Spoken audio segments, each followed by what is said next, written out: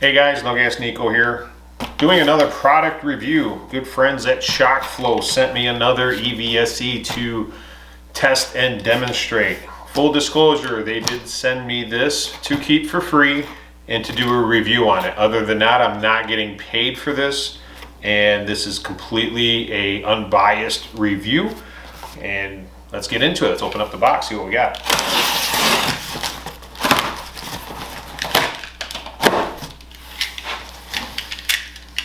Safety first.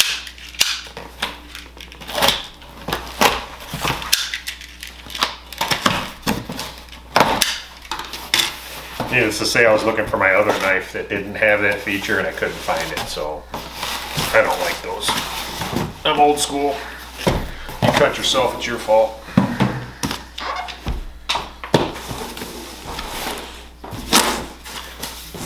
See here, package. It's got their name on the package. Information.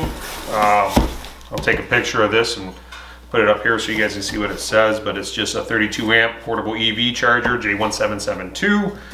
And it's got the voltage, amperage, what type of plug. It's a NEMA 1450 plug. It's a 6 meter length, which is good, so that's 18 feet roughly. So let's go ahead and open it up. Do have a nice carrying case that it comes in. The second EVSE I've done for these guys, and both times they've come with a nice carrying case that you can just take this and throw it in the trunk or hatch of your car, or frunk, if you will. Just open this up.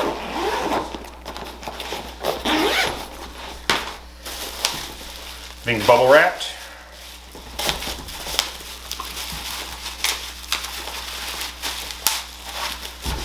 It does have use and care instructions, and it does have some wall anchors and screws to mount this. So let's take a look at the plug.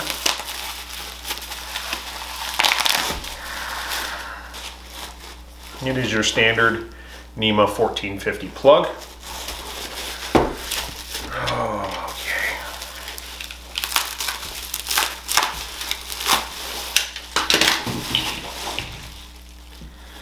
Does have this cradle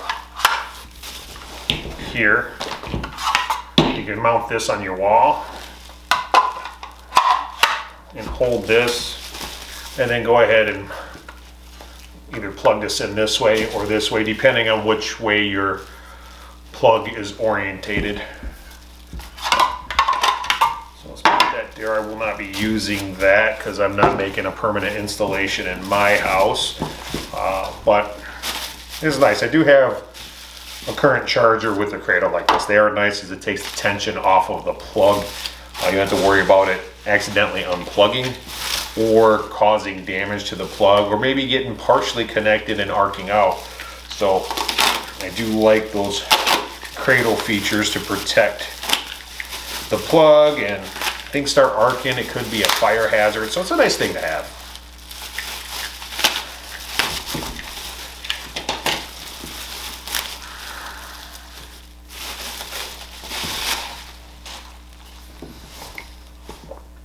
Your standard J1772 does have a nice cap.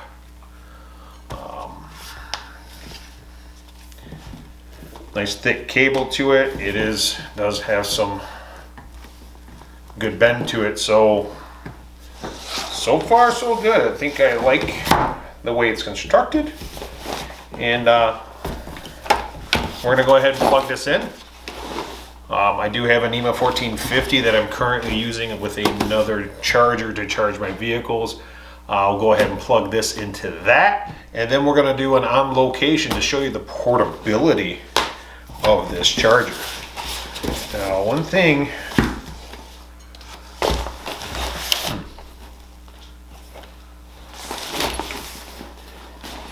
this does have a protective film over top of this that you can peel off if you want.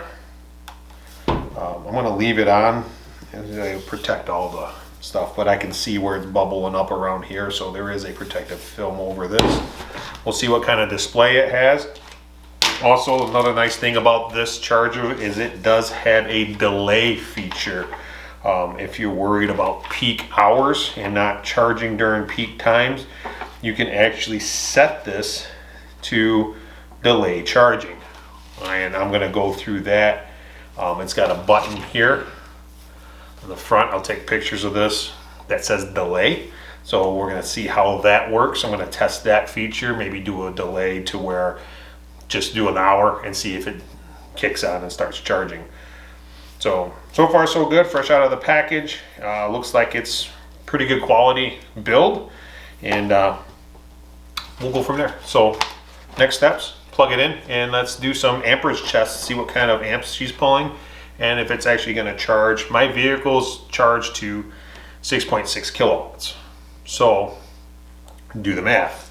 So if you have to get 6.6 kilowatts, 240 volt, you need to draw 27.5 amps. Now this is a 32 amp charger, so that means it's capable of going even higher than that. 32 amps times 240 gives you 7.6 kilowatts. So I do not have a vehicle that charges at that rate, so we're gonna have to just test it up to 6.6 and go from there. Now, according to the manufacturer, this unit here is designed with a over temperature protection circuit. So if it gets to 50 degrees Celsius or higher, it will automatically shut off and stop charging. In the event that happens, you just have to wait for the unit to cool off and it'll be able to continue to be used as normal. So with summer months coming, it is suggested by the manufacturer that you do not use this in direct sunlight. So keep that in mind if you're in hot climates. That is something that you might want to think of. Either having it in the garage, you'd be perfectly fine, or in a shady area under a canopy or some trees for shade. But again, it is protected, so if it does get hot, it will shut down to protect the unit and your vehicle from overheating and possibly causing any other issues. All right, I have to apologize about the wind, but looks like we got a storm coming. All right, so what you do, I'm gonna go ahead and take this out of the case. We're gonna take it around back here. I have a NEMA 1450 that this is currently plugged into. So I'm gonna go ahead, I'm gonna plug it in, run the cable in between my little fence and house here, and plug it into this car. And I'll get the camera over here so you can get a better look at this. And we'll plug it into here, have it start charging, note the time, and then we'll go ahead and see how many miles it puts on the car, and we'll check how many amps it's drawing from my breaker box. All right, here we go.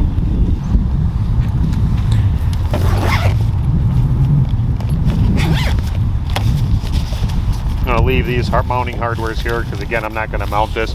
One thing I did notice is here, you can actually have this on either side. So whatever configuration works best for you.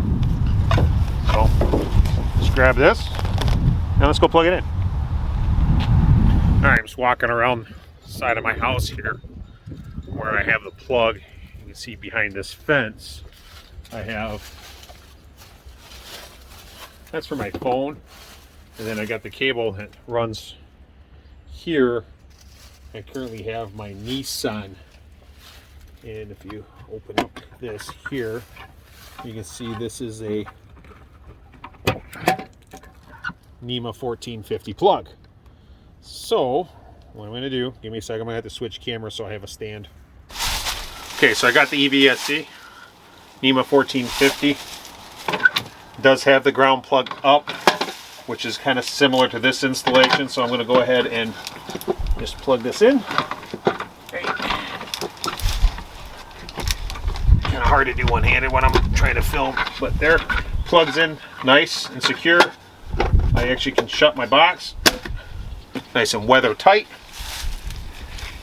and this now has power. It says 32 amp.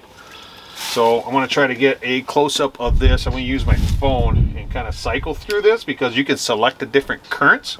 We're going to test that as well to see how many currents it actually pulls. So if you don't want to charge at a full level 2 rate, you can actually step it down and charge at a lower amperage if you're worried about preserving a battery that's dying, like which in my case. And also it also has a delay timer, and we're going to see that functionality. But first I want to do an hour-long test. So we're going to plug this in. For this test, I'm just going to allow it to hang there. I wonder if it will fit in this cradle here. Let me take my Nissan one out. Set it on the ground.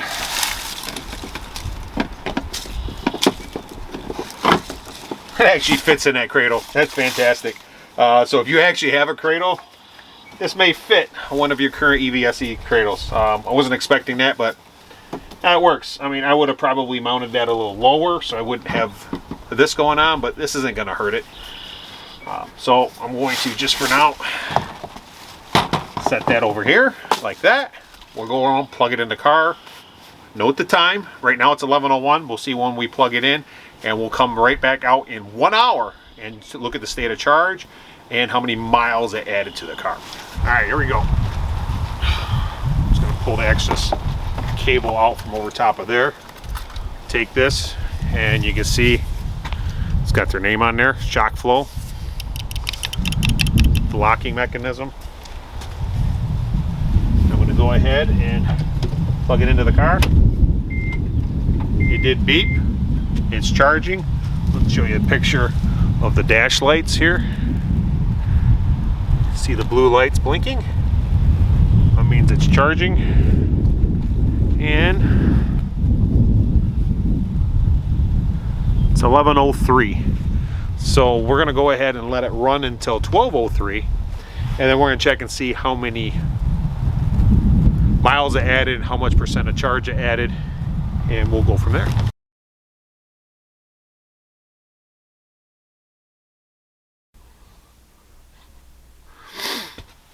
Okay, what we got here in my main panel, this is just a generator switch for a plug outside to run a whole house generator. This is my charge point, 50 amp breaker, 6 gauge wire. This is the NEMA 1450, 50 amp breaker, 6 gauge wire. So this is a 32 amp, or yeah, 32 amp EVSE. Do have a nice Klein Tool digital meter that I'm going to measure. I just put one of the wires through here, and it'll read the current flow. So I'm going to try to do it off this red wire.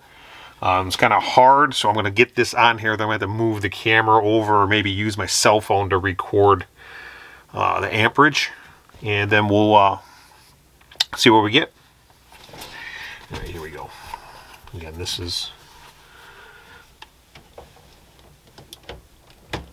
gotta get that wire all the way inside.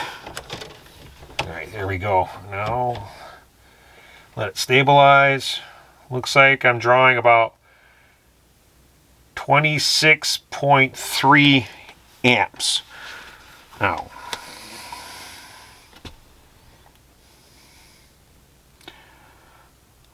let's do a calculator. And 26.3 times 240 volts.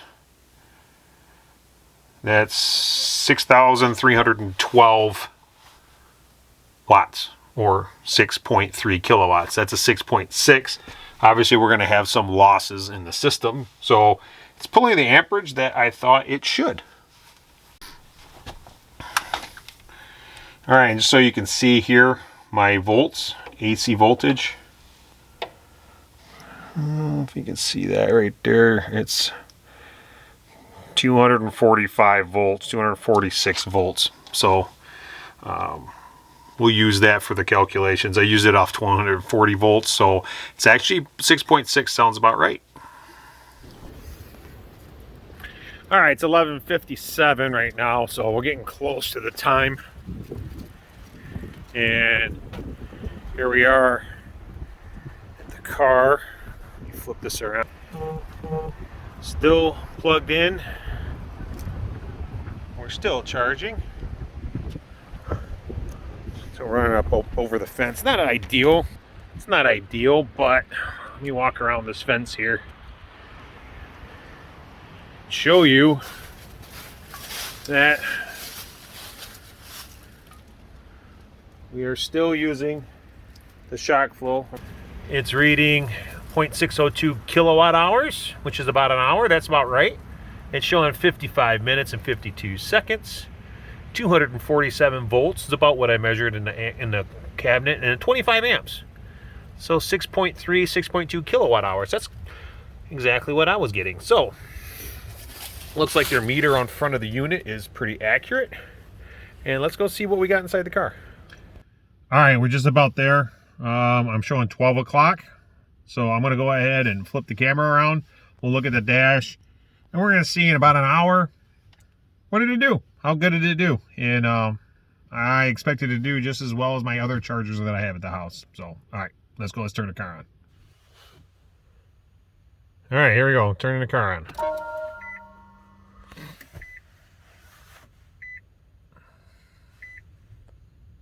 Well, turning it on. It's still plugged in, so not really turning it on, but showing you it took me to 91%. Took me to 64 miles from 29, so it added 25 miles of range. 1201. So in exactly an hour, I got 25 miles of range added to the vehicle, and I didn't do anything. You guys saw it right there.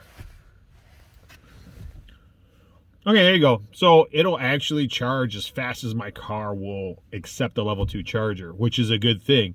Now, what it does have is it does have step down amperages. So if you don't want to charge it at the full rating of your vehicle, you can step it down. And I don't know what those are. We're going to cycle through and see what all the amperages are.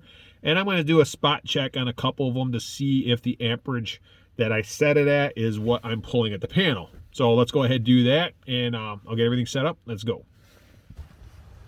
All right, first I'm going to try to change it while it's charging, which I don't think that's going to allow me to do that. So let's go ahead and try it.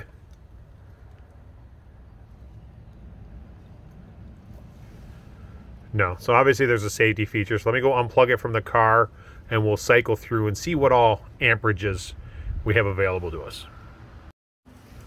Okay, you can see here that it's not charging. We have 0 amps, 0 kilowatts.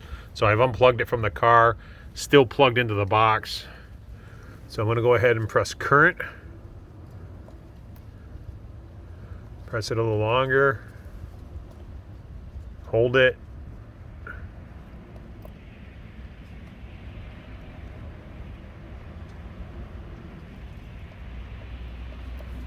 Not doing anything. Let's try it again. Maybe I gotta hold it a little longer. Okay, I'm gonna unplug it. Power's off. I'll plug it back in. Close that back up.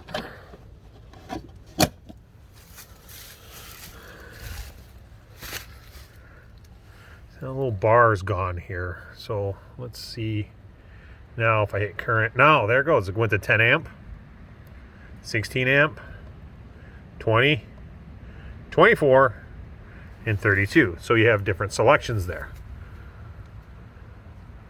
So I'm going to try, let's do a 10 amp and a 20 amp and see what amperage we pull at the box.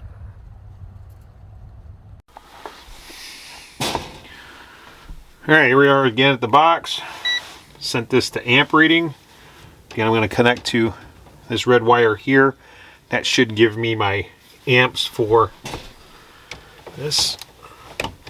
Get it all the way in there.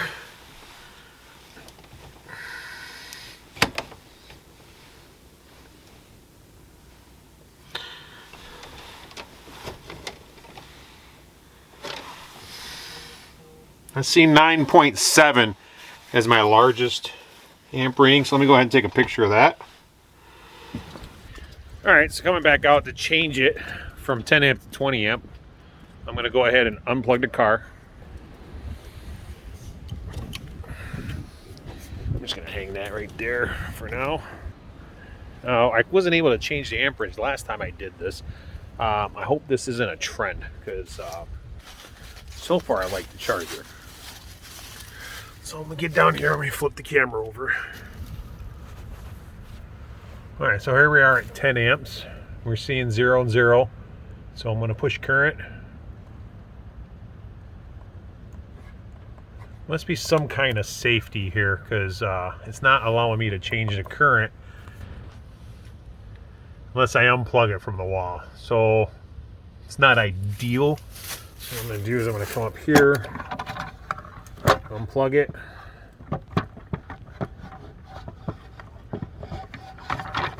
Plug it back in. It reboots. And then I can switch it to 20. All right, so 20 amps. Take a look at our meter here. I'm seeing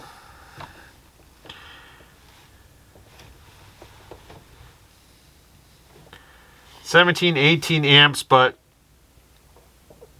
full disclosure here, if you saw the dash, the thing was getting up over 92%. Once that car starts getting up to a certain, close to 100%, it'll start tapering down. So right now the car may not accept 20 amps. I would have expected that around 19.5, 19.2, 19.7. But seeing it down more than an amp, I'm thinking the car is getting to be full charge. And I don't see that a problem with the EVSE. I see that as the car is getting full. So, all right, there you go. I think the amperage settings work as they should.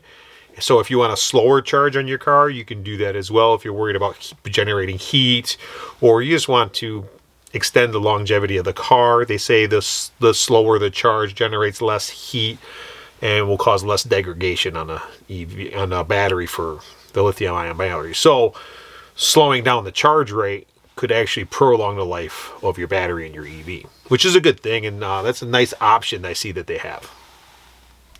Another nice thing, I have another one of their chargers. When my power went out and I was running off of this generator, I was able to run their charger at a lower amperage and not overload my generator. Because I have an 8,000 watt generator. Well, if I'm pulling 6,600 watts just from a charger, it doesn't leave me much for my refrigerators and everything else in my house. So when I lose power, I don't want to charge my car at full power, because I'm not going to have power to power everything else. So I can actually step it down to 10 amps, which would be 2,400 watts. That still leaves me 5,600 watts for the rest of the house, which is plenty. So that's another good feature of this charger that I like, and I don't see that in a lot of these portable chargers. Okay, so I'm going to go ahead. I already unplugged it, replugged it in, so I'm going to put it back to 32 amps. And now we're going to set this delay. 1 hour, 2 hour, 3 hour. See how far up you can go. You can go up to 12 hours delay time. Now, what does that do? That means it's not going to start charging your car. If you're on peak rates, let's say it's noon, so my peak rates start, I'm off peak time at, let's say, 6 o'clock. So I can push this for a 6 hour delay, and it's not going to charge the car when I plug it in until that timer quits. Okay, I unplugged the car, so I can still control. So there's no here. I'm going to set it for 1 hour.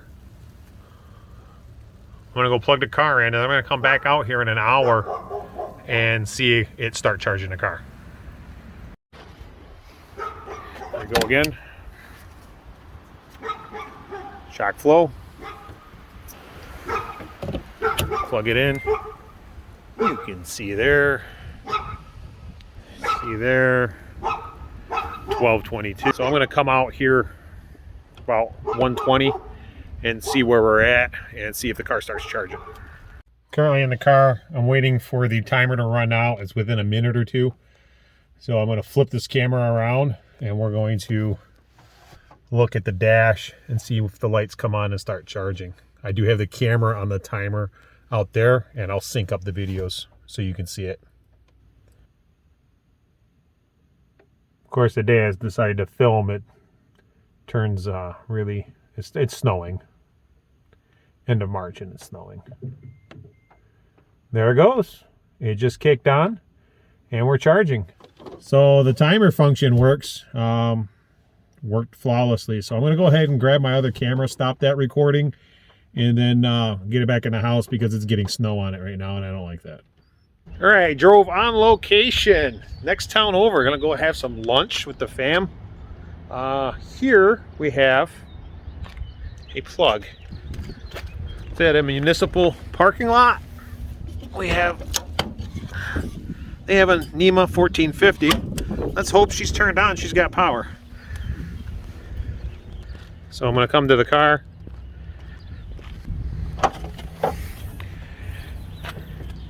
Grab the charger. Brought an extension cord in case I need it, but don't need it.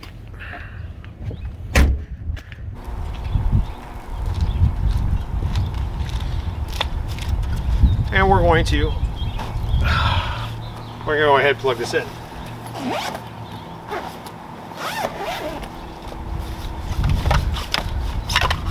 Leave that.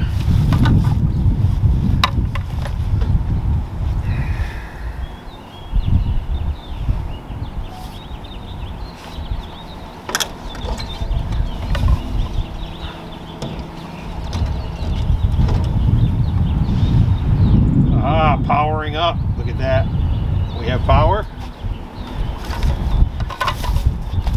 Now.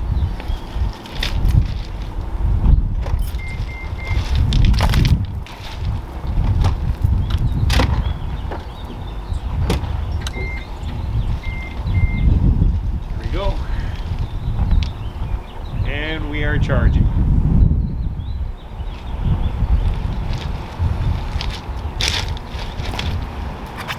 All right, so with it plugged in, charging, I'm gonna lock the charger so nobody steals it.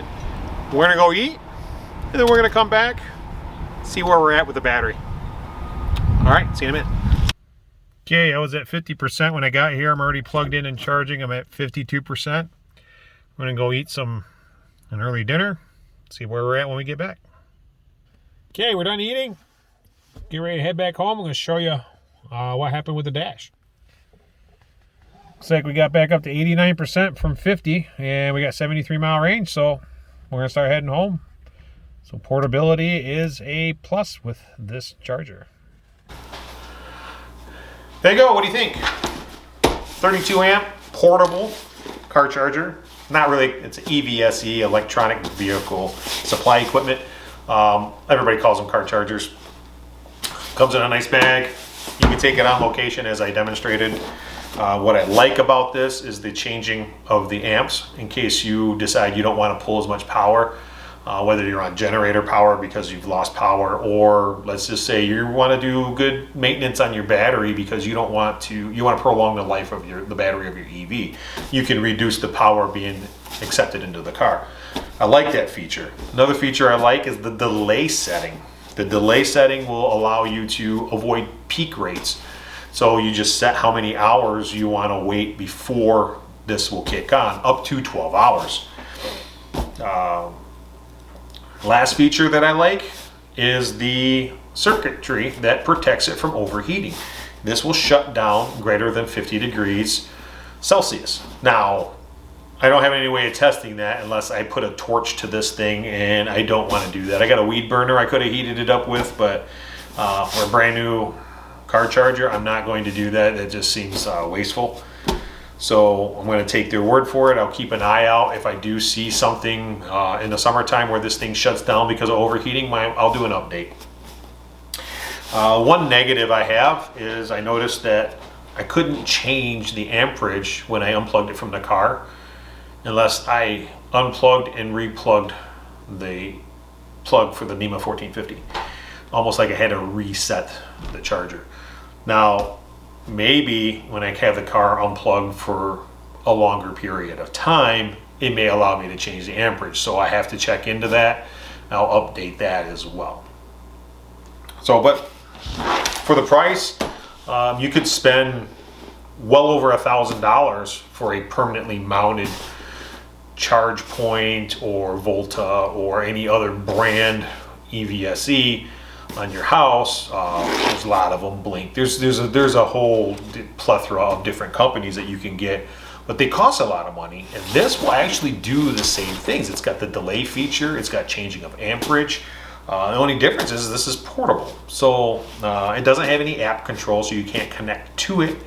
But for the price, you can't go wrong. This is a good product, well made. I have another one of their chargers, their EVSEs, the 16 amp version. I did a review on that. If you want to check out the video, I'll put a link in the description to that review as well. And